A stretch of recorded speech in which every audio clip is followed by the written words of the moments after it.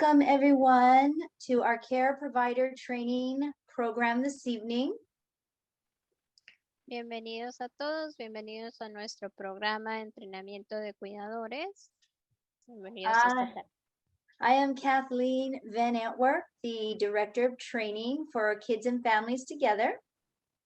Yo soy Kathleen Van Antwerp, soy la entrenadora de programas para Kids and Families Together.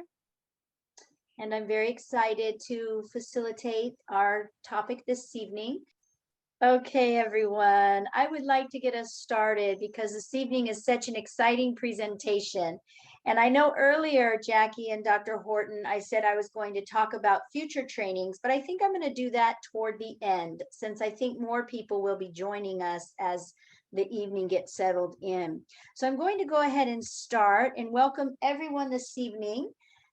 A very warm welcome. We know that you have many things going on in your life, and you're taking the time to be here and to be connected to the children and the families that you work with, that you have, that you love, and to be connected to some important information.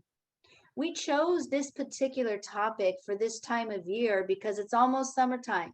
And a lot of us are going to have a lot of people in the home during summertime. And we really want to invite you to come to a place where you can help keep everybody in a comfortable place this summer, socially, emotionally, and be connected to each other. So we invited our speaker this evening, Dr. John Horton. And Dr. John Horton is a family medicine doctor in Westlake Village, California, and is affiliated with multiple hospitals in the area, including Cedars-Sinai Medical Center and UCLA Medical Center. He received his medical degree from Duke University School of Medicine, and he has been in practice for more than 20 years. And it is my honor to introduce Dr. Horton to all of you because I have had an opportunity to work with him over the years, and I know how connected he is to the work that he does and how connected he is to the children and the families that he serves. So tonight is all about you and giving you practical tools to learn and bring back to your family. So with that being said, Dr. Horton, thank you for being here this evening, and we want to invite you to go ahead and begin our training. Hey, thank you, Kathleen. So Kathleen is very kind to say I've been practicing for 20 years, so that makes me seem a lot younger than I am. Like 50 years. Seriously.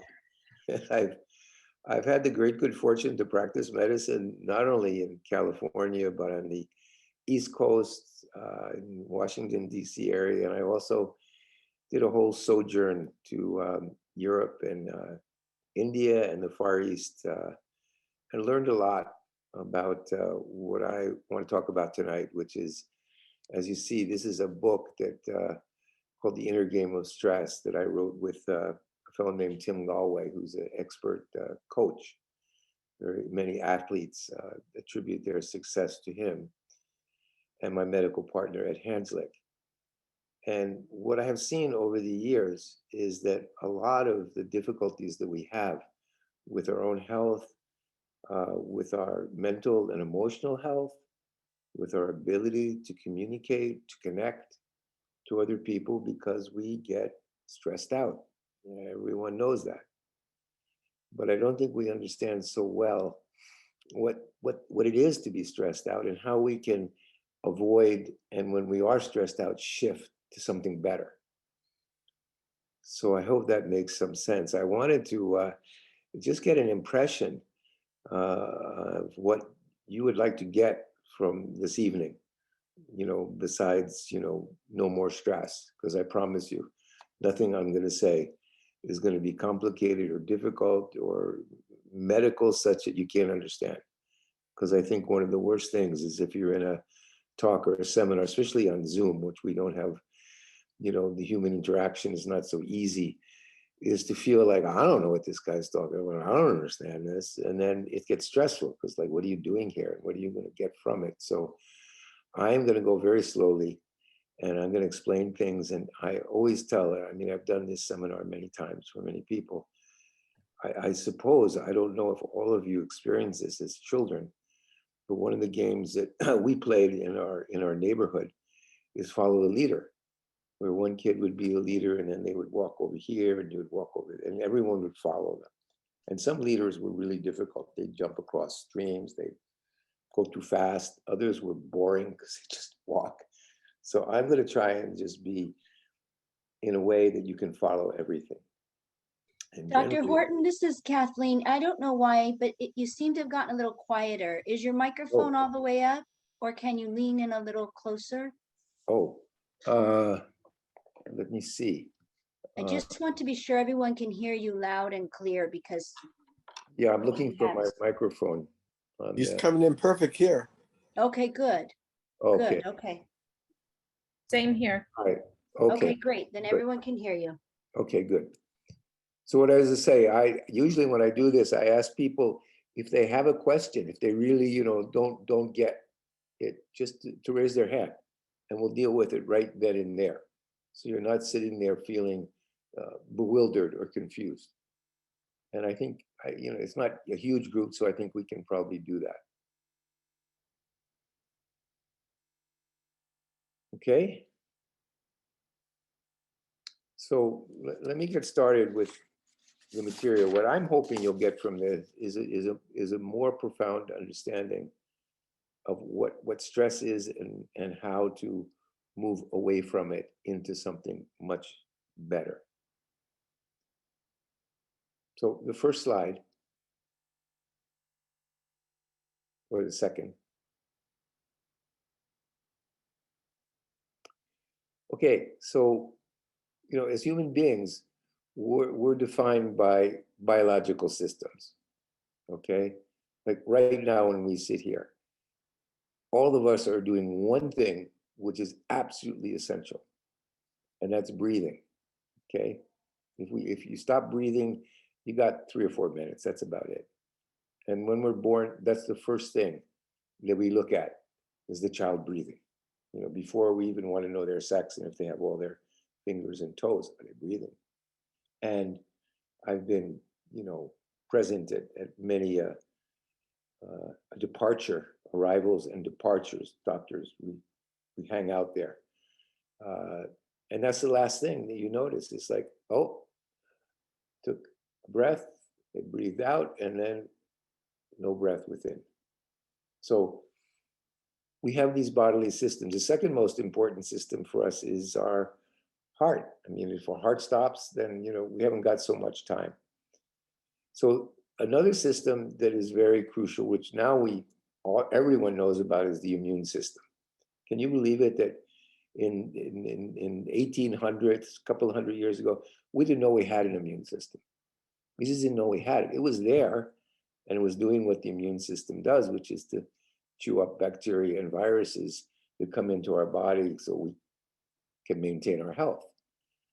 So now everyone knows about the immune system. And because we knew about the immune system, know about it, we create vaccines, which save tons of lives, even though currently there could be controversies about the COVID vaccine. There are other vaccines that no one wishes that kids got diphtheria or tetanus or whooping cough. Those are like smallpox is gone in the world. These were terrible diseases.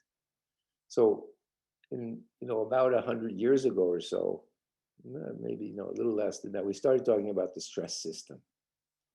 And now everyone says, I have stress.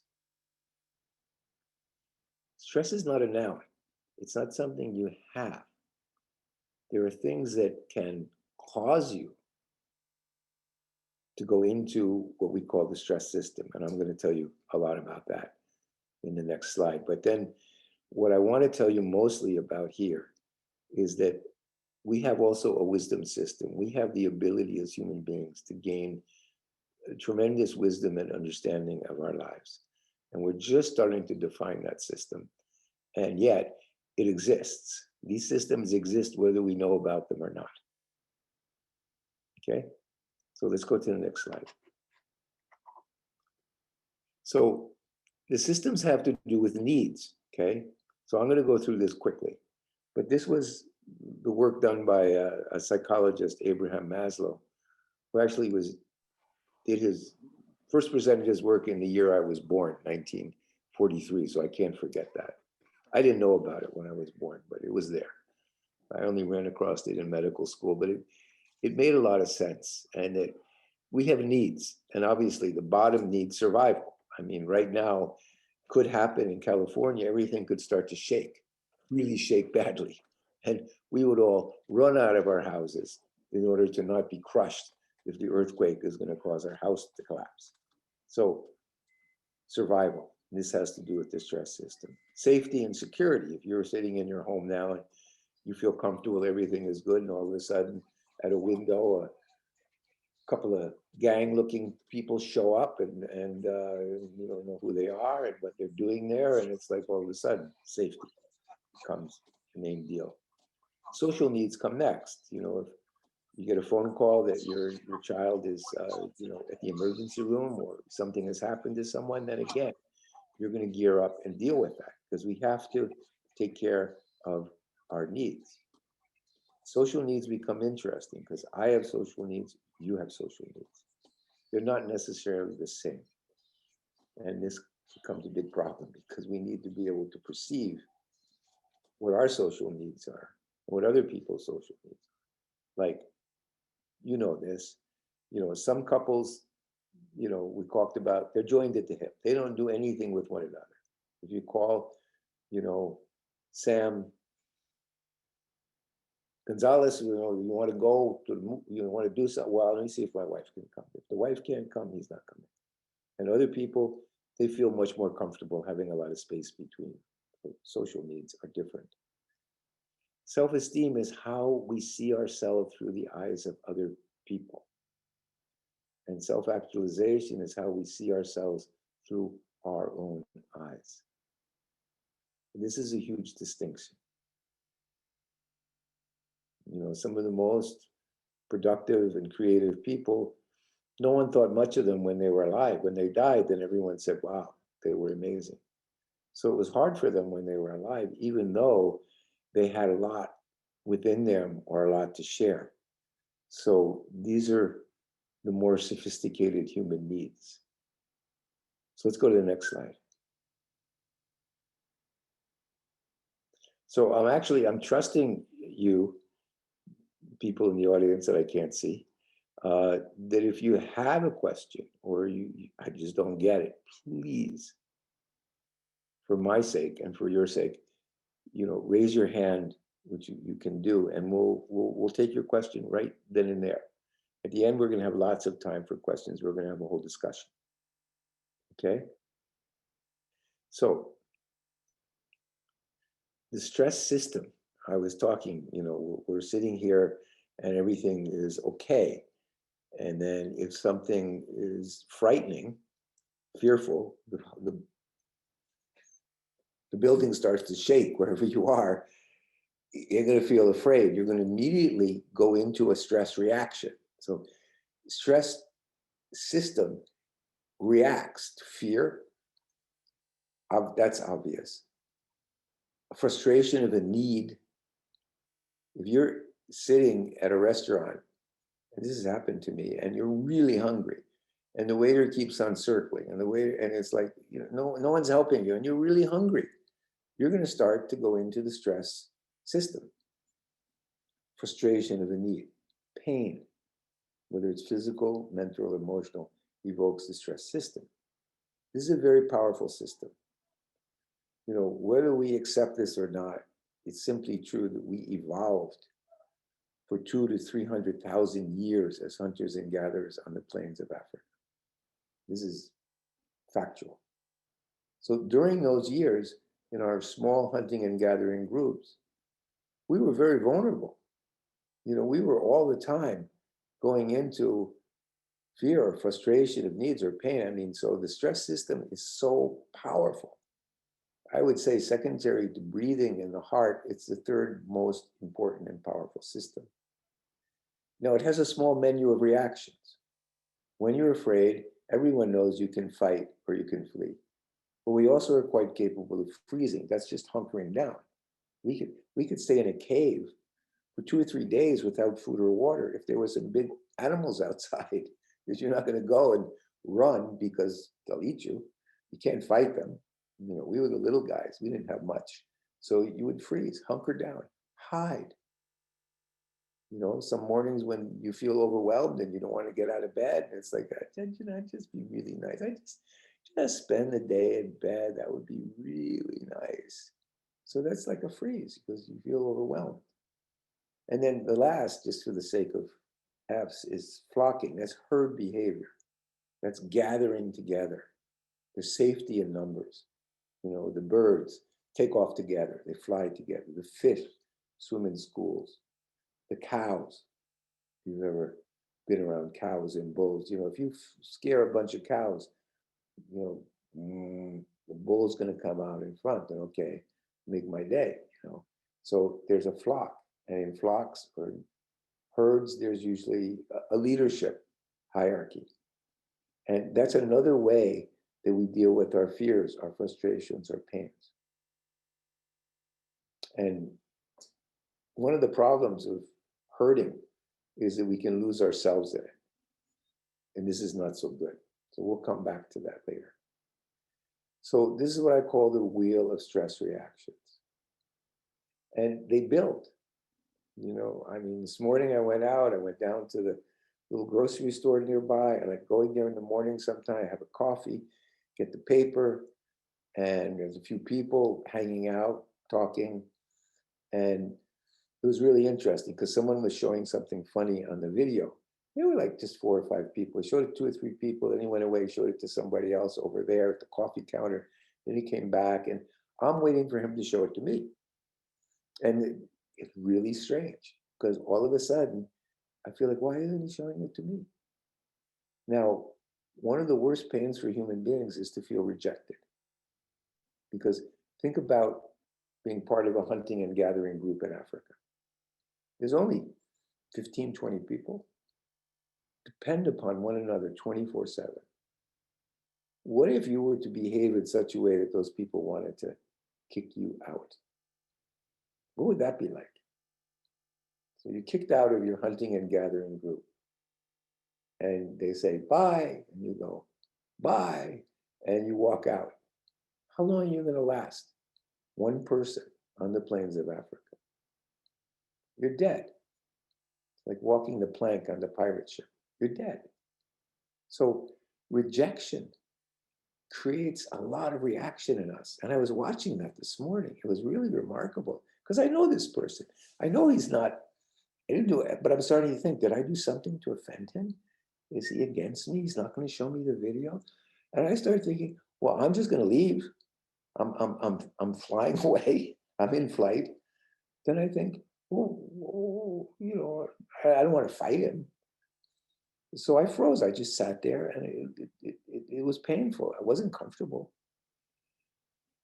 I didn't get into it. I just took some breaths. I relaxed. I said, hey, John, what are you doing? You're getting all upset because this guy's not showing you this little video on his phone. And finally, after a little bit, I said to him, hey, can I see that? And he goes, oh, sure.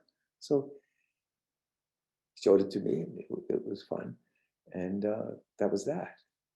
But rejection is very important. So when you're dealing with children, and it's one of the hardest things to understand is how sensitive they can be to the perception of rejection. This man that was showing the video around this morning, he had no desire to reject me. No desire whatsoever. So for me, it was a perception of rejection. And, he's not taking care of me. I'm not, a child. But if I was, and I felt rejected, if someone looked at me and said, are you okay? And I'd say, well, why isn't he showing the video to me? My little voice, that would really help. Because the pain of rejection, we've all experienced it. That's what all the popular songs are about.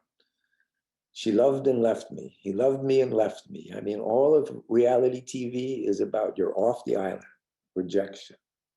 So it's really important to not unconsciously inflict that pain, or even consciously, because if you tell a child that they're rejected for any reason, even if they're being really bad and naughty, still there's a way that they can be embraced emotionally and talk to such that they can gain some understanding. I'll come back to that. So I hope you understand this. This is the basis, actually, from a medical point of view. An overwrought stress system going into fight, flight, freeze reactions is the core of a lot of disease in our time. This is not a medical talk, so we're not going to go into that. So next slide.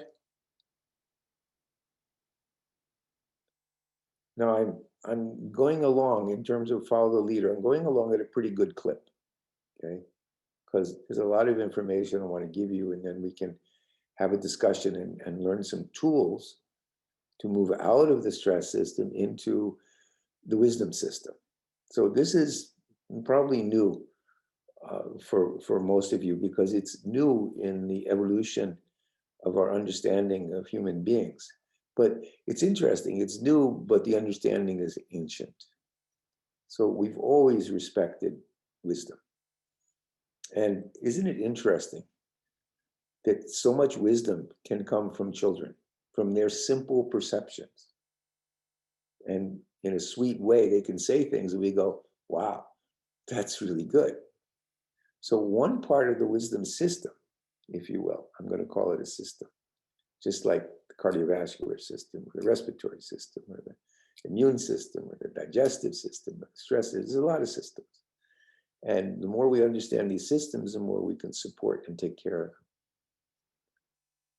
This is the most important system for us to understand and take care of, because it's what allows us to be most human.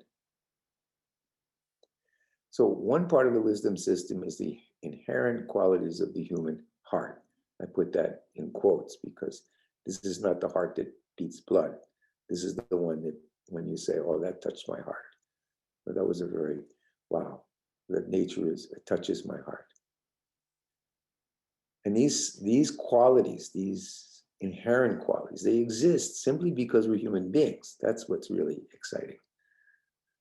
They're so perfect, they don't need to evolve. Just like breathing doesn't really evolve. I mean, once you start breathing, you start breathing. And in fact, this is crazy, okay, but I'll share it with you. The best lecture in medical school, 4 years of medical school, was a neonatologist. Those are the ones that are specialized in infants. He described to us the force that the infant produces, their body produces to take their first breaths. Because once they're born, their lungs are filled with fluid, because there's no air inside the uterus. It's fluid.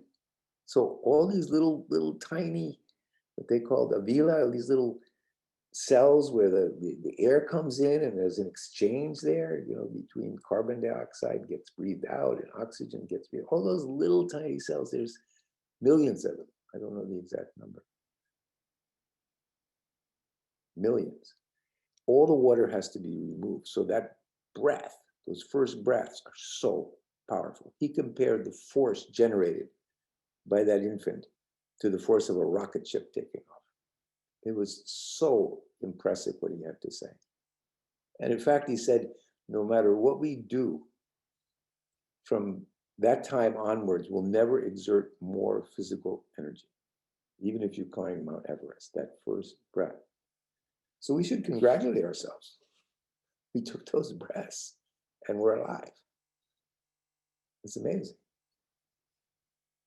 So the qualities of the human heart that exist, I want to make a list. Okay, this is a little awkward on, I've never done this on Zoom, because usually I'm standing at a flip chart and I say, okay, let's make a list of the qualities of the human heart. So I don't think we'll try and do that, communally. It's usually fun because we have a conversation and we need to agree on all these qualities. So I'm just gonna, cut to the chase and tell you after, literally tens and tens of seminars with, the amount of people, usually today, but sometimes bigger groups, we would make a list of these qualities of the human heart. And so I'm just gonna tell you what they were. One is the ability to love. Those infants are born and they look at us and they're feeling good, and it's like, oh my God, we feel the love, and that evokes love in our hearts. So that love is really the most fundamental connection between us and children, essential. Years ago, they did an experiment at UCLA a few times in the child development thing. And every time I've heard the people that have seen this, I've never seen it, describe it. They don't like to talk about it. Because what they did is they put little, I think they were toddlers. They weren't walking, maybe even younger. They just put them in a room, and there was another person there, and that person was told, don't respond when the child, looks at you or does anything. Just don't respond. It was called the blank face experiment. And it was horrifying. After a number of seconds, the child would start to scream, a scream of great pain, because they felt alone. They felt rejected because there was no interaction. That's really powerful to consider, that kids need interaction. So one quality of the human heart, the wisdom system, is love. Another is the ability to enjoy. We've all had bad moments, and then you look at something beautiful, you look out at nature, or someone says something, and you enjoy, and then you feel better, because it's the qualities of the human heart that allow us not to be caught up in the stress system. This is very important, because the stress system is based in fear, frustration, and pain. These qualities of the heart that we can have access to are not painful. I mean, someone's going to say, well, what about sadness? Yeah, we have many different emotions, and we're capable of many different emotions. But these core qualities of the human heart have to do with, you might say, the source of our consciousness, the source of our being, without becoming religious about it. So the ability to enjoy, the ability to love, we've talked about that. Clarity, understanding. It's like, those aha moments. Ah, I understand. I'm clear. And that's rather contagious, because these qualities, we like them, and we're all capable of them. So when some person is really clear and understands, it's like, it's really good. Think about when you really clearly understand where a child is coming from. Because one of the areas of wisdom that we can develop is empathy. And empathy is simply the ability to see what another person is thinking, where are they coming from, what they're feeling, where are they coming from, what are they intending? Very important. What are they intending? Where are they coming from? What are they intending? I mean, one of the things that, I hate to hear personally is, oh, that kid is just looking for attention. It's kind of like this negative. He just wants attention. It's like, wait a minute. Why does that kid want attention? Just because they're, an egomaniac, they need attention, or because they need something? And so to understand where they're coming from, what do they need? What is it that they're looking for? It's very helpful in terms of the connection that we need with children need with us. So another quality is, I wish we were doing this together because it's more fun, because I like to see what comes from people. Curiosity is the mother of learning. So what's that? What's that? What's that? That annoys us with children, but that's how they learn. Another, we talked about clarity, gratitude, the ability to feel grateful. Again, it emerges from the heart. Hope. I want to make a distinction. I was talking to a man this morning he's got 2 kids that are just on the edge of destruction, unfortunately. I've known him for a long time patient. And we were talking about, how can he deal with this? One kid is just, a drug addict, and somehow he continues to survive. The other one is going through a horrendous divorce and is just angry and destructive. And he does his best to hang in there with them, but it's really difficult. So Teddy said, Doc, give me some advice. I hate to give people advice because, you know, understandings and wisdom have to come from within us. You all know that.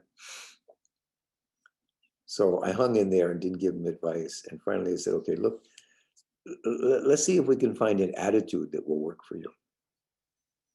So this is a tool. We tried on attitudes like you would clothing. Okay, I mean, if you're going out to a social engagement, you want to look good. So you look in your closet, you look for a nice shirt or a dress, a top, a skirt. You try on a few things. You may look in the mirror. I don't know. That doesn't. Or you might ask, you know, if you're another person there. So, Sylvia, what do you think about this shirt? And Sylvia goes, "Are you kidding me?" You know, it's like, okay, I won't wear that shirt. And I put another one on. Yeah, that looks good. So attitudes are hard to see. They're subtle. They're stand behind thought and emotion. And some of the negative attitudes are very obvious. You know, an attitude of racism where, you know, someone looks at a picture of someone different from them and you can see on their face, you know, an attitude. You know, a young, beautiful girl walks into a room of, you know, older women or young men. You know, the attitudes are going to be different. So attitude is very important. So I was trying on attitudes with this man this morning. I'll cut to the chase. And I said, so let's try on some attitudes. One attitude could be these kids are doomed and it's my fault. I ask him, how does that feel? He goes, it's familiar. It feels terrible. Okay, here's another attitude. These kids are you know, really messed up and they're always going to be messed up. And it's not your fault, but they're just going to always be messed up. How does that feel? Familiar, but it doesn't feel good. So I said, how about this one? I hope that somehow they're going to find themselves and straighten out and be okay. Like you did, like I did. He goes, so that feels good, doesn't it? He goes, yeah. So why don't you hold on to that? Let that be your attitude. Because the other attitudes cause you fear, frustration, and pain. And then you got this little menu. All you got is fight. You want to fight them. You want to run away from them. You want to bring them into some kind of group which doesn't exist. Or you just freeze. You just feel overwhelmed and you want to go home and lie in bed. But that attitude of hope, which is different from wishful thinking. It's not like I wish upon a star. Because in hope, there's also an action. When he feels hopeful, his actions are in sync with what these kids need. And we've seen that before. And hope is different from positive thinking. It'll be fine, it'll be fine. That becomes a prison. So hope is a quality of the human heart, extremely valuable. So I'm going to stop for a minute because I can talk a lot, but I'd like to know what you guys understand or what you don't understand, or so let's just stop for a minute. I don't know the best way to do this. Our technical person can tell us, but maybe you could put a question in the chat, or you could, I don't know. So Dr. Horton, it's Kathleen. I think Jackie will stop sharing the screen for a moment so we can see one another. Oh, and good. then I love that you've taken a pause. And I think if we invite people to unmute themselves and or use the chat box, but really your question is so timely because as a parent myself listening, what I want to take away are the ideas you're presenting. And we want to hear from all of you. What are some of the thoughts you're taking away, or what are some of the questions you have? Well, one of the things I want to take away is that, you know, like you say, summer's here, kids will be around here more. and how do I help diffuse that child when they need that attention, and they do it in a disruptive way. Yeah. So just let's go back to that attitude exercise. So if you look at this kid and you have the attitude of like, I wonder what's going on with this kid, you know, and you want to find something that you can enjoy, because this is the big thing. I should have mentioned this.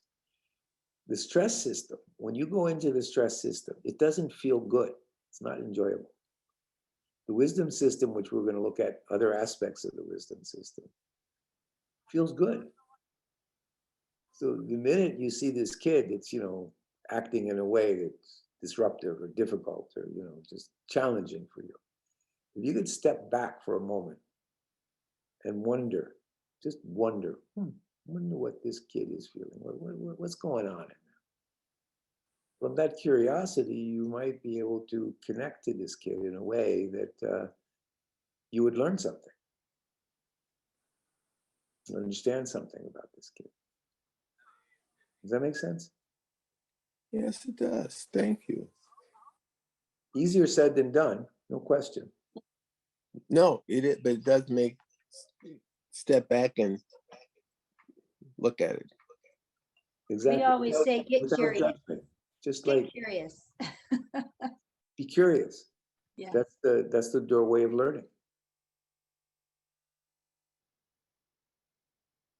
Because what I take away from that, Dr. Horton, if I may, because I love that you unmuted yourself and you had such a great question, is we do react versus respond when children challenge us with behavior. And I think what Dr. Horton is saying is take a deep breath and try to respond out of curiosity, not try to assume that this child is, you know, angry or frustrated or mad. Just kind of lean back and go, how do I get curious about what you're bringing forward so that I can understand it and we can diffuse it, or we can go from the stress system to the wisdom system, because we all have both. And even I was just thinking, because even if this kid is messing with you, you know, I mean, let's say you're with some friends and someone's just, you know, messing with you, just trying to get to you. I mean, generally with a friend, you don't go, wow, you know, you're not going to clock them. You know, you're not going to run away. You're not going to try and control them. You humor. You know, humor diffuses so much. If you can see that, okay, if they're messing with you, that's pretty interesting. You know, they have some kind of a sense in you. I mean, I messed with the voting people today. I went to vote, and you know, everything was so serious. There wasn't a big group there. It was just a little too serious for me. So I said to the group after I voted, I said, there were about, you know, 6, 7 people there, the helpers. I said, wow, this was really smooth. You guys did a really good job here. You know, I voted 6 times today, and this is the best place I voted. 2 or 3 people immediately chuckled. Someone looked at me in horror. I said, joke. What So other I was questions messing with might them you because I have? felt they were too serious, you know. So kids do that all the time. They mess with us because we get, you know, we're too serious for them. They want to enjoy themselves. So that was a great practical strategy. What other questions for those of you that are on the call do you have for Dr. Horton? I love that real practical question with a really practical solution. Hi, Dr. Horton. Can you guys hear me? Yes, Yvette. Oh, so my name is Yvette Sendejas, and I'm a teacher. I've Can't been see teaching you, for 15 years, and this year I had my first combination class, and something that I just wanted to share. I'm also a parent of an 8-year-old, and I just wanted to share that I started with a little relaxation corner where I have, and I'm sure you could do this at home as well. I have coloring books, I have slime, fidget spinners. So when I have a student that comes in after recess, or they're just, you know, like they had a bad event with a friend or something happened, like, oh, teacher, can I go to the little relaxation corner? And I've noticed that they go for the coloring books or just books that talk about feelings, the Play-Doh, and just giving them like giving them space. And sometimes the teacher needs a space, the parent needs a space, and like, hey, you know, I know that you're having feelings right now, so maybe you should go to the little relaxation corner and take 10 minutes, take 5 minutes. So I don't, it's a strategy that it works both as a teacher and as a parent. I just wanted to share. That's beautiful. It's exactly the first tool. We're going to look at that in a moment. It's called stop. It's a stop sign. It's when you feel you're losing it, you're getting, you know, spun out, you're getting wound up. If you stop and think, what's going on? What's triggered me? Why am I, you know, spinning? You think about it, and then you observe. Oh, okay, so that's what it is. And then you proceed in a different way. So you're not in a reactive space. So yeah, that can happen in a few seconds, or in, you know, a few minutes, or, you know, if it's really something serious, a few hours, or if it's really something serious, a week, to not be spinning. So that there's that, because one of the aspects of the wisdom system is the ability to understand what I need to understand in my own time, to not be spinning, because we don't like to spin, because all what, you know, Kathleen was saying is it's reactive, and it's a very small menu: fight, flight, freeze, flocking. It's like, you know, a fast food restaurant, not a lot of choices. And those things are not bad if physical survival is the issue. They allowed us to live successfully on the plains of Africa as a little guy for 200,000 or 300,000 years. But now the things that disturb us are not necessarily life-threatening. They threaten our stability. And we'll come back to that. Thank you. That's a great recommendation. Beautiful. Other things, that questions, or I love when people can say what they've understood.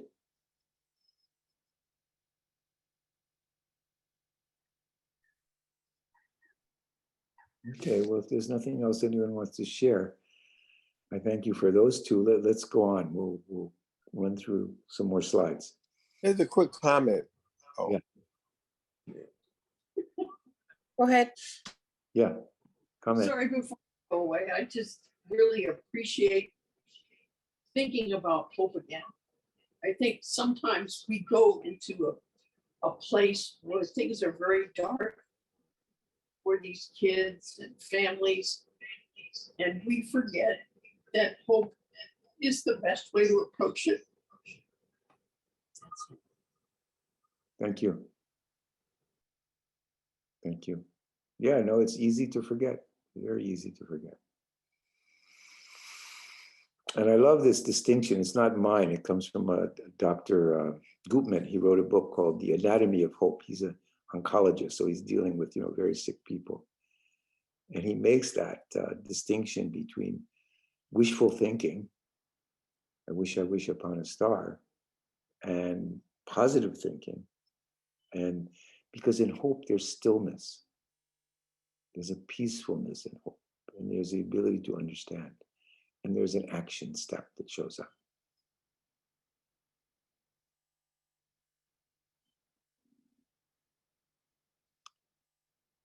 Okay, back to the slide. So let's go to the next one.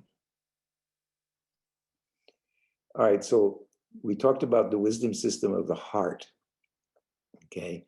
And that's the one that doesn't need to evolve, which is just fascinating, because love in a little child, love in an old man, love in a dying person, it's the same. I've seen it. So the wisdom system of the brain, you know, the brain is a physical organ. So just like, you know, if you take good care of your body, you know, your musculoskeletal system, do a little exercise, walk a little bit, it gets stronger. So, you know, we've all, I mean, our musculoskeletal systems evolved from, you remember, you've had children, so most of you probably, it's a big deal when the kid rolls over, then, oh my God, the kid's sitting up. Ah, and then walking, geez, it's Olympic champion has now been born. And then, you know, running, and then, you know, high jumping, and pole vaulting, and basket, you know, it's like dancing. I mean, amazing how our body develops. Well, our brain also develops. And I think that we all know that we don't get our whole brain until we're in our late 20s, early 30s. If there's been drugs or major trauma, ACEs, adverse childhood events, it takes a long time. So these are some of the areas of the brain that develop. Reasoning and language, you know about that. Emotional intelligence, the ability to make important discernments, choice of affiliations. We get to choose the people we want to hang with. That's pretty remarkable. The penguins, they don't get to hang with, giraffes. They just hang with penguins. Human beings, we can, leave a family of origin, which is horrible, and develop wonderful friendships. Empathy. I'm going to tell you something about empathy in a moment. Time in 3 parts. I like this one. There's things that evolve over time. There's things that deteriorate over time. I'm in the 80s, coming into the 80s. So my body is, it's starting to deteriorate. And then there's something that's timeless. That's the heart. One piece of wisdom is restorative justice. We'll come back to that. Having a real understanding, a coherent narrative of your life is a very big piece of wisdom. And then, what we get from art, music, and literature. I want to say something about empathy and restorative justice. So why do I remember this particular experience so vividly? But I do. In the schoolyard, how old? 6, 7, 8, somewhere around there. Certainly not even near adolescence, because it had to be 2nd or 3rd or 4th grade, because that school that I went to, a little country school, it only went to 4th grade. This is in the suburbs of New York. So one day,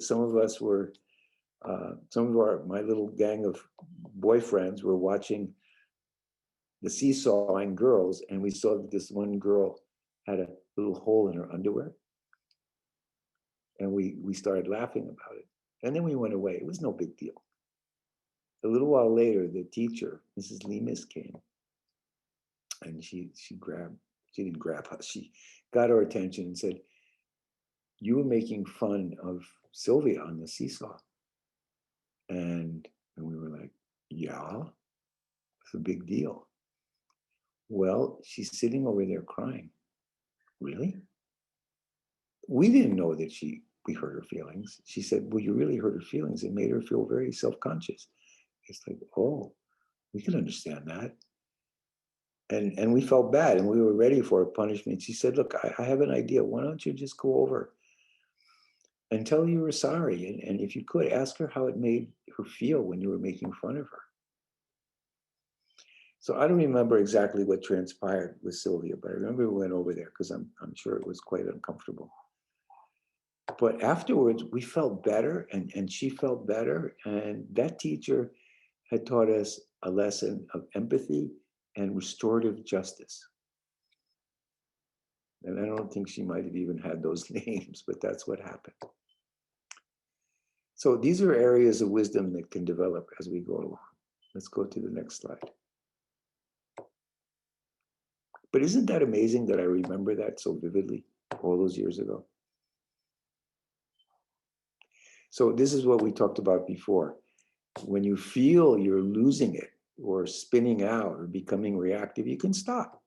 And it can be for a second. The old thing, take up breath, count to 10, don't do anything yet. And think about what's going on. If you can recognize the stressors, see, because stress is not a noun. You can't say, "I have stress." It's not a noun. You don't say, "I have heartbeat." I have, movement. These are not nouns. So something causes us stress. So if you think about what's triggered your stress system, it's going to be something, only 3 things: fear, frustration, and pain. Organize your thinking so you can proceed in a way in which you're not in that small menu. So I think we understand that. So let's go to the next slide. Okay, this will be fun. We can do this.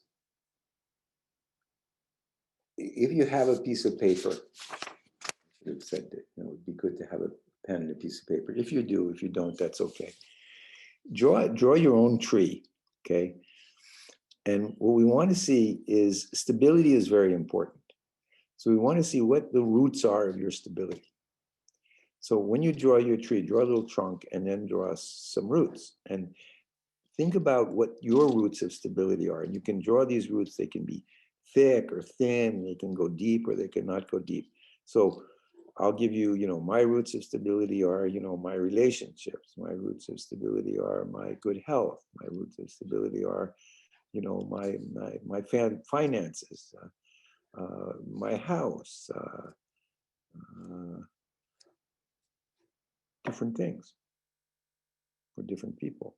So if you could take a minute, if you don't have a piece of paper, just in your imagination, just draw some roots. What gives your life stability? Because when we feel unstable, it's really stressful. Does anyone have a question about that? Okay, well, good. Just take a moment and draw these roots, the roots of your stability.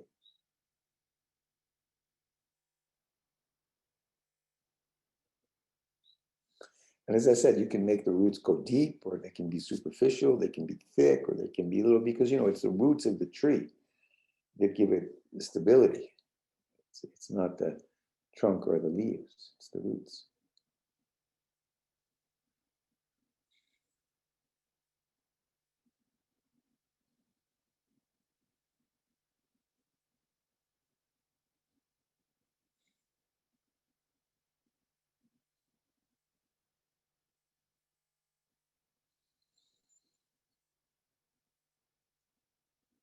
So again, it's a little hard to do this over Zoom because I don't know if you need more time or not.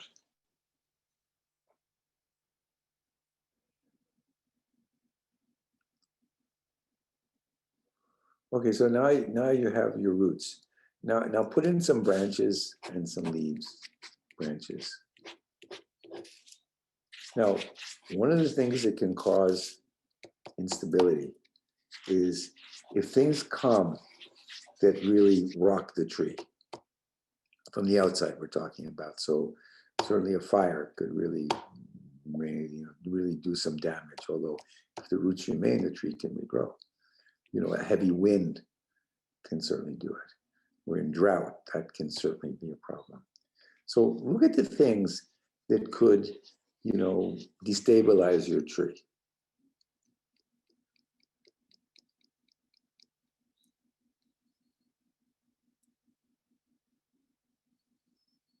What things could really destabilize this tree? Make it shaky.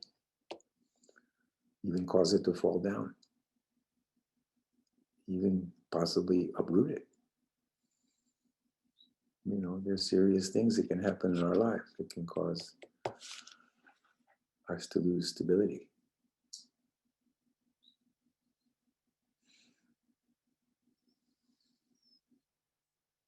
Okay. So usually in a group, we create a tree together. And because, most of the roots and the things that destabilize us are common.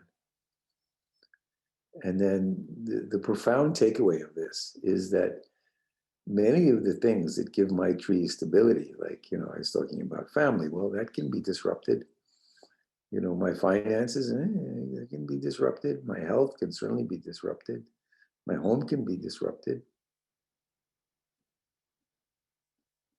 Financial loss, yes. Yeah, you can put things in the chat, that would be good. Job, definitely. Accident, yes.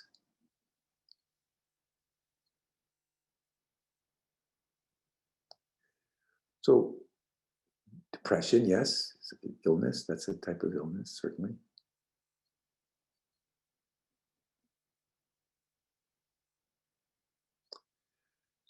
So here's the takeaway from this. Because usually we have two lists in front of us at this point. One is those inner resources, the qualities of the heart that are so perfect, they don't have to evolve. if those are the source of my stability, nothing can destroy them. Whereas other sorts of my stability can change, like my health, or like my finances, or like my job, or like my relationships. But those qualities of my heart, those inner qualities, they don't change.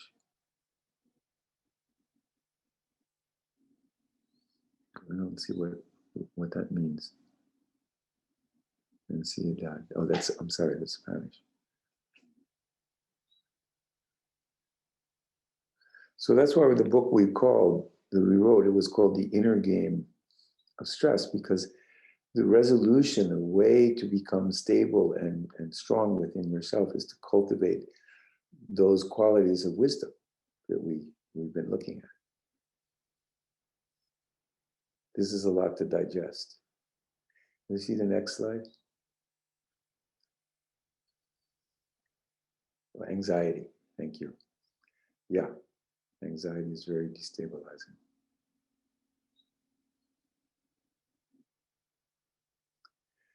But let me say something about anxiety, because I've been writing about this.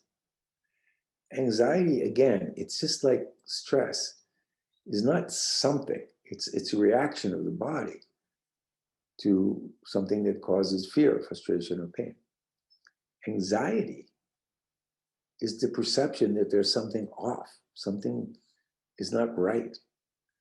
So if we can step back and see what's causing us our anxiety, then we have the chance to resolve it. Now I know, I'm a physician, I know that anxiety can, be so strong and so, destabilizing that, that you need medications. And sometimes it can show us that there's something, drastically wrong in our body that needs to be corrected. Yeah, situational anxiety. That's due to situations.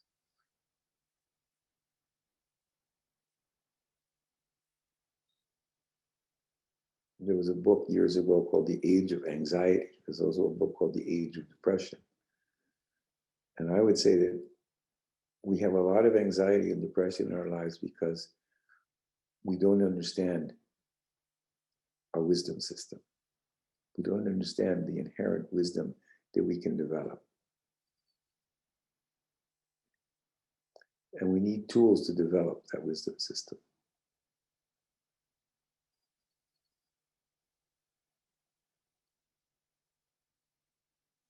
So let's stop again for questions and comments, because we're going fast.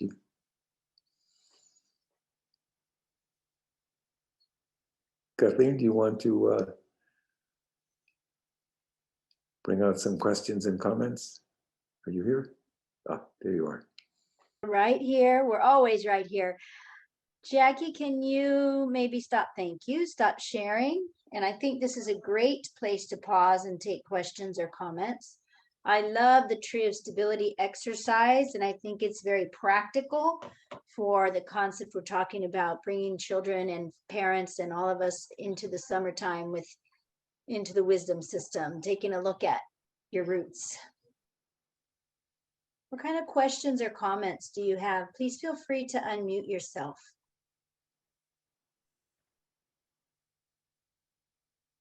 You have the expert right here with you, so it's a good time to unmute and ask. I like that. Unmute and ask. Or comment. Or comment. Yeah, or share something that you understand. Well, I do have a comment. I do appreciate the foundation or the root system. And I was looking at the roots that I was putting down. Some of them were light and some of them were deep, and the deep one for me was my family, my friends, and some of the lighter roots were, even though I have a great profession, but to me, that's secondary to family. But when you talk about what would blow the tree down, what would cause the ripples in the branches and the leaves to fall would be the loss of family and friends. That was important to me. So I really appreciate that that demonstration that you took us through. So thank you. Yeah. I mean, that's the irony. Some of the things that are our biggest roots are also, you know, if they go, we're going to be very unstable. That's where those inner qualities of the heart, the connection to our own heart, provides a depth of stability that's different. It just got me to stop and think when you came up with that exercise, you know, so, which I really appreciate. Good. I really liked the STOP model, and I think I would like to suggest to everyone that you take those the acronym of STOP and take the STOP and just kind of place it on a post-it somewhere in your life there, because I think it's a great practical strategy for working with children and working with families. The STOP model. Dr. Horton, can you say what the STOP means again? As it means step back, because once you start to feel like you're spinning or you're stressed, then you're kind of going to get reactive. So step back and then think, what's going on? What am I reacting to here? And then organize your thinking in a way that you can proceed, not in a reactive place. Because when we're reactive, then, you know, other people become reactive. And I mean, there's a lot to it. There's different ways to organize and think about what's going to allow you to proceed in a way in which you're more calm, in which you're more, you know, now we use the word mindful, where you're more aware of what's going on and you can make choices. Because the reason to stop is so that you have some choices. Well, I love the idea to stop and then to think, am I in my stress system or am I in my wisdom system? And how do I shift that?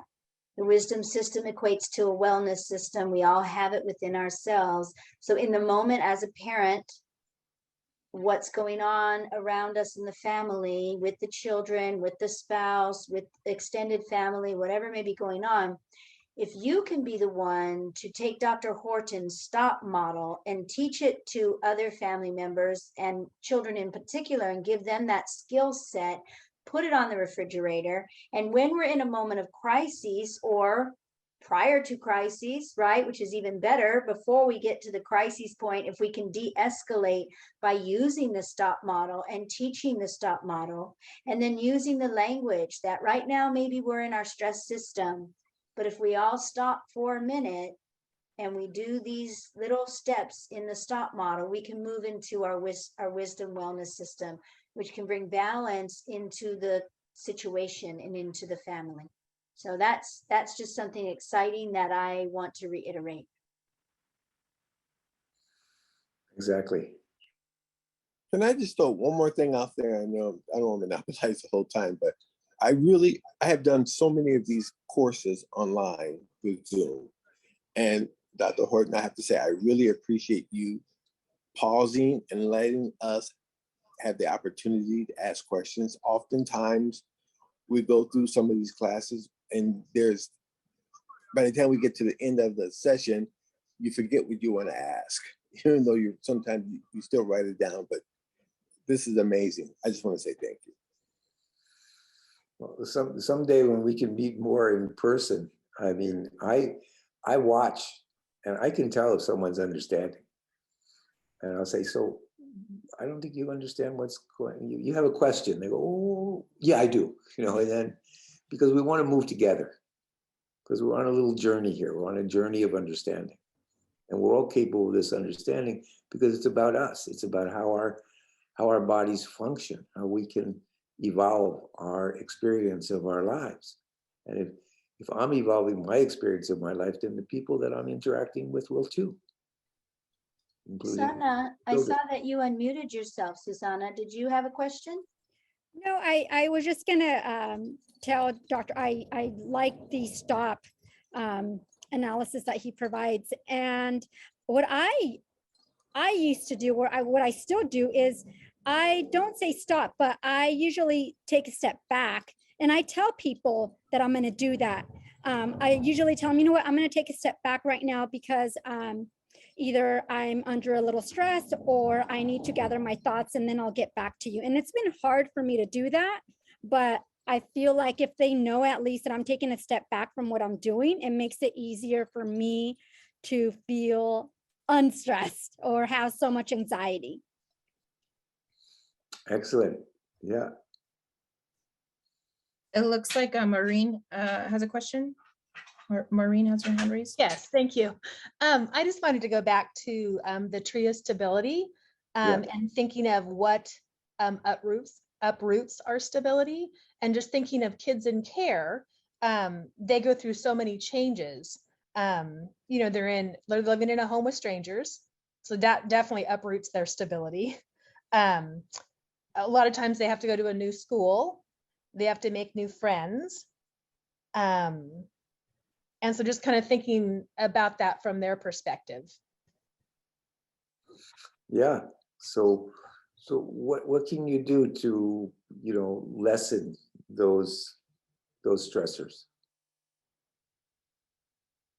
What do you see? What do you do that, because you clearly have a good bit of empathy for them. What do you do to lessen that Well, sometimes, yeah, sometimes it's hard because it comes out in negative behavior. I think they're on emotion overload and don't know how to organize all those feelings and thoughts that they're having. Yeah, and they can be angry, you know, they can feel, Definitely. you know, cheated. How come, you know, I have to go through these changes? Right.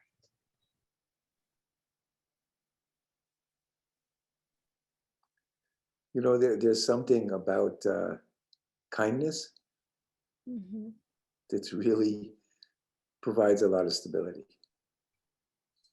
Because what is it about, you know, families and friends that give us stability? It's the kindness we feel, the understanding we feel from one another.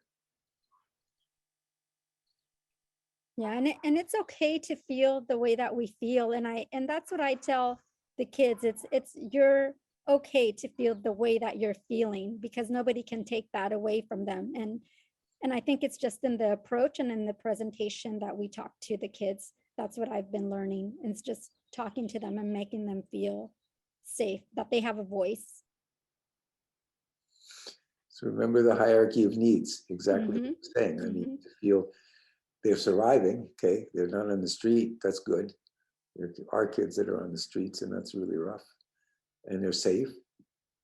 And socially they're accepted, there's kindness. Then they can build their sense of themselves. This hierarchy is real, the needs. I think also just meeting them kind of where they're at, you know, rather than having expectations of how they should be acting. Definitely. Yeah. And empathy for them where they're at, you know. Yeah. Yeah. Definitely. And being non-judgmental as well. Totally.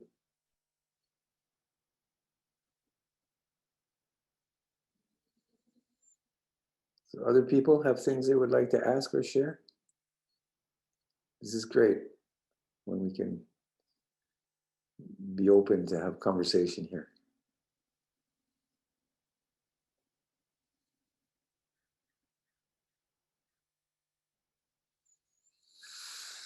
Okay, well, I think we have a couple more slides. I want to go back to the slides, and please interrupt if you would like to, it's fine. All right, so Mary, to everyone, put up the pyramid. Could you, Jackie, could you put up the Is that the next one or the one? slide? No, back to the pyramid. The hierarchy of needs is way in the beginning. But it's very, there it is, okay. So yeah, because I actually, sometimes I go right back to my need for survival, you know. I mean, if I'm having a rough night, sometimes I look out the window and I realize, John, you know, you're lying in a nice bed, you're in a safe place, you've got, you know, people around you, you've got food to eat, you're doing okay. Then my self-esteem improves. Self-actualization has two sides. One is becoming fully yourself. We love those stories of, you know, someone that has a talent or ability and they don't stop, they keep on going, and they you know, they just become fully themselves. And it also has to do with inner contentment, the ability to feel content and whole within yourself. And that's, you know, that's the most unique of human needs.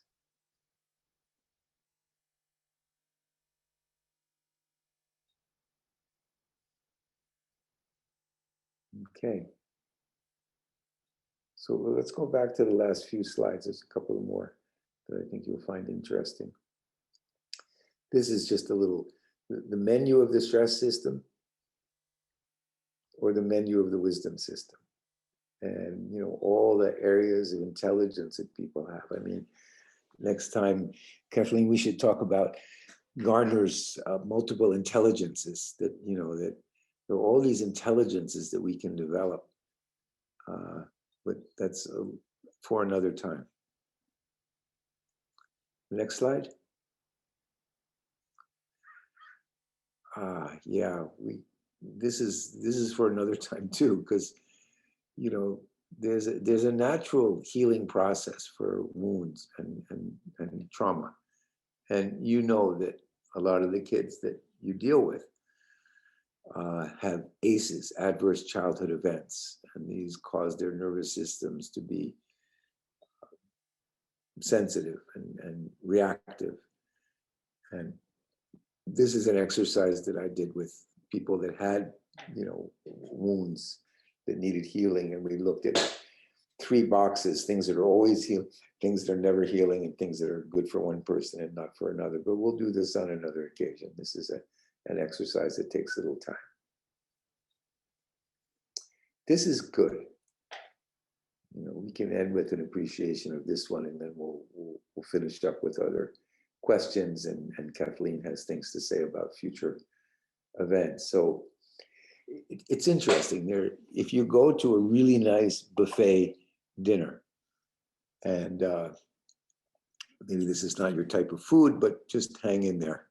So, you know, there's like, it's a really good buffet. There's like 12 dishes and they're really good. And you can only go through the line once. So when you're a kid, if you were like me, you pile everything up there and it just becomes goo. But actually you can only have so many things on your plate. Now this plate has 5 items and they're not running into one another. So each of them has their own place, their own taste, their own enjoyment. So we have something called active memory. This is where we can have the items that are important to us and we can keep it together. You know, they're not going to fall through the cracks, so to speak. They're not going to get mushed up. So if you think about the hierarchy of needs, so we have the need to pay attention to survival. This is generally, you know, our work, because for us, survival has mostly to do with making money or getting the money that's owed to us by programs or whatever there is. The second thing is that we feel safe, so we need to build that. Then there's the social needs. Then there's feeling good about ourselves vis-a-vis other people. And then what we mostly neglect is the self-actualization. So the point here is don't put too much on your plate. And appreciate the items that are on your plate so that you can enjoy them. Because the key to not spooling in the stress system and nurturing the wisdom system is the enjoyment that we're feeling.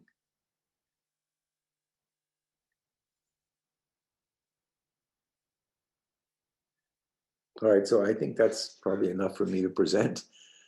And I appreciate the attention and the questions. And if there's further questions or comments, I guess we have 5 minutes. I don't know, Kathleen, what you need to say, but I'll end up not presenting anymore at this point. Well, most importantly, I want to ask if there's anyone who has any questions or comments for Dr. Horton, and he brought up a couple of very interesting slides that made me lean in with curiosity for what's coming next. And definitely want all of you to go into the chat box, and there is an evaluation link, and you can evaluate and talk to us, because I'd love to bring Dr. Horton back to go deeper on some of the topics that he shared. I love the last slide with the plate not being too full. And that's a great visual in our minds. It just, when we're in that stress system, how full is my plate? And am I piling it too high? So want to give a minute for you to unmute yourself if you have anything to ask or say. And then I just have a few announcements to share with regard to some upcoming trainings. Yeah, hello, my name's Javier. I'd like to thank all of you. You guys did a wonderful job. I'm a school teacher, and a lot of it I can use with my students. On the last slide, so we see the food piled on the plate. That's just, again, going back to when people say, I can't do it right now because I have too much on my plate. Mm-hmm. If it's too piled, like Dr. Horton said, it would be too mushy. So yeah, having too much going on in your life and thinking you can do it all, that's a source of stress for me. I have to know my limitations, and being a teacher can be stressful. So yeah, just self-care, and just say, hey, I can only do this, and it's okay to say no. You don't need to please anybody. So yeah, thank you. Appreciate it. Wow, thank you. Javier, I appreciate you unmuting your microphone and leaning in. I believe you've been to these trainings before. And as a teacher, not only can it be stressful and have a lot on your plate, but over the course of the last few years with the global pandemic, it has added so much to everyone's plate. And I like that you recognized and you use the terminology of self-care, and you use the terminology of, hey, I like the visual imagery in our head. There's my plate, and where is it today? And maybe I need to take a few things off and just discard them. And you don't need to please anybody. You just need to do what you can do. So thank you for teaching and showing up here again with the growth mindset of learning. That's fantastic. Thank you. Is there anyone else who would like to say anything? We have some exciting trainings coming up, so I just want to be sure tonight you feel fulfilled, but your plate is not overflowing. Your plate is exactly where it needs to be. Maybe it's just one little plate of dessert right now.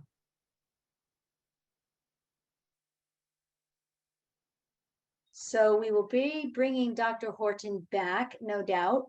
I know I recognize many of your faces. I hope you recognize mine. I am the director of training, and I do my very best to listen closely to what the needs are of the community and all of us who participate in these care provider training programs. And so coming up next week on Monday, June 13th, we have Senta Green returning. Some of you have seen Senta present a time or two, and she is going to be talking to us about prenatal drug exposed infants and the impact that has on the developing child's brain as well as their social emotional development. So we really want to invite you on Monday, June 13th. This, we like to alternate times. This will be happening in the midday, 10:30 a.m. till noon, and a flyer will go out tomorrow for registration. But we know we've had care providers who have asked for specific topics, and prenatally exposed infants is a topic everyone's interested in to drugs. So we're going to have that for you. We're very excited. Senta is a very dynamic, wise trainer who also, like Dr. Horton, likes to stop, pause, and engage. That's what we like to do with all of you. And then on June 21st, I'm really hoping to see all of you, because we're going to hold space for a live training needs assessment live. We've been sending out the survey. We sent one out last year, and that's why I was able to find all these content experts to meet the needs of what the community is asking. But we've sent it out again this coming up fiscal year. July 1 starts a whole new year, and I can bring in all these different topics, and we'd like to hear directly from you. So rather than filling out a survey, which some of you may have done, we're inviting you to come and be in community. Open your microphone and say, hey, Kathleen, I really want to hear a training on X, Y, and Z. And my role and responsibility is to hear that and to bring that to you. So the next two opportunities, June 13th and June 21st. June 13th will be 10:30 to noon because we like to alternate from evening to morning. And then June 21st, we'll have it in the evening. We're also going to start bringing back community hubs once a month where we just come together and learn from each other, share resources, share information, and get an opportunity to ask, talk, and bring resources forward. So there's a lot coming in this new cycle, which will begin July 1 with your input and ideas.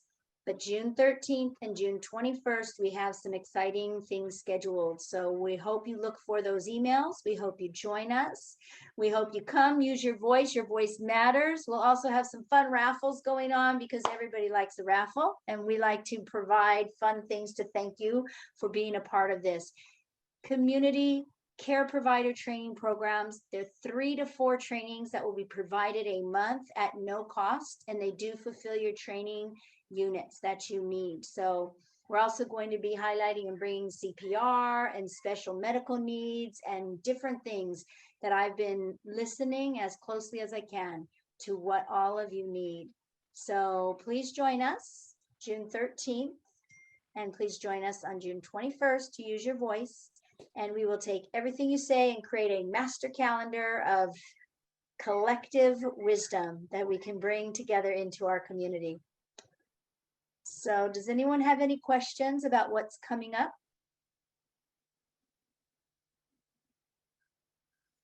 You will receive, yes, I'm noticing in the chat box, Javier, to please send it to the email. Make sure we have the correct emails.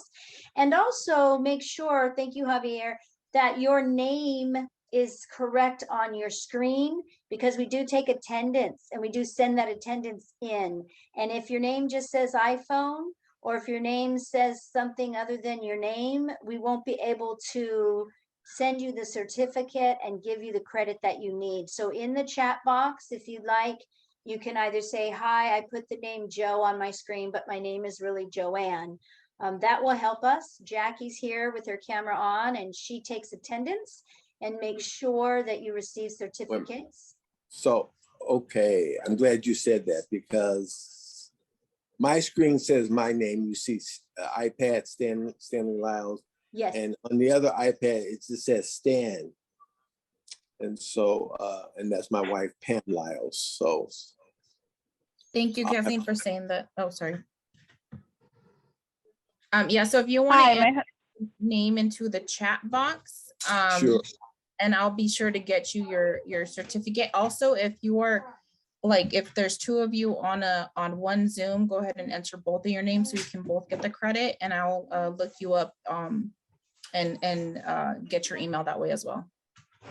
I apologize. I'm on a cell phone. I'm sorry. Can you just tell me to whom am I sending my full name? You can put it right here in the chat box. So Jackie Flores Ortega, who's right there on your Zoom. Thank you.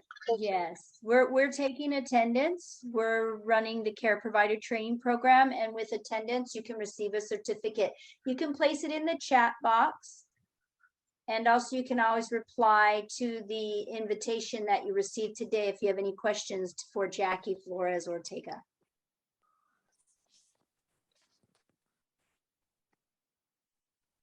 Okay. I'm sorry, Debbie. This is Linda Mora, and I have a question.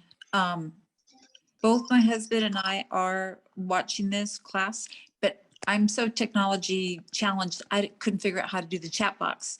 But I did want to let you know that we're both in the class. No problem. So your name is Linda? It would be Linda Mora and David Mora.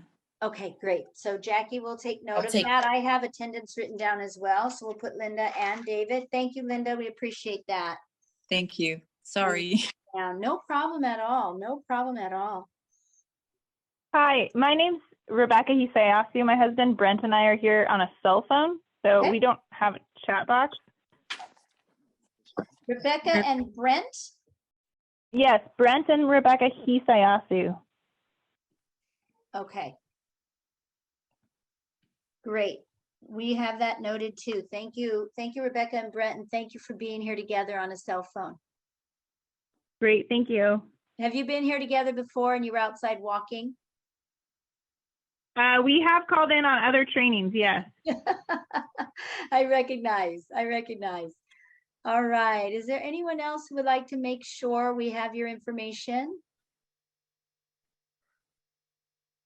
Okay. Well, with that being said, we're coming right up upon, 7:33. I don't want to keep you. I don't want to put anything more on your plate. We were to end at 7:30. So Dr. Horton, thank you so much for joining us this evening, our care provider training program. You clearly reached so many people. They clearly enjoyed our time, and we'll be bringing you back. I thank all of you for standing up, showing up, and speaking up for children the way that you do, and for coming here to join us. We look forward to seeing you on Monday, June 13th. And on the 21st, come with ideas, and we will create a master calendar of training for you. Thank you so much for all that you do. And Janelle, did you have your hand raised, or are you just giving us a high five? Just a clapping for everyone. Thank you. Thank you, Janelle. All right, everyone. Good night, and go love the children. Thank you. Good Muchas night. gracias. Gracias.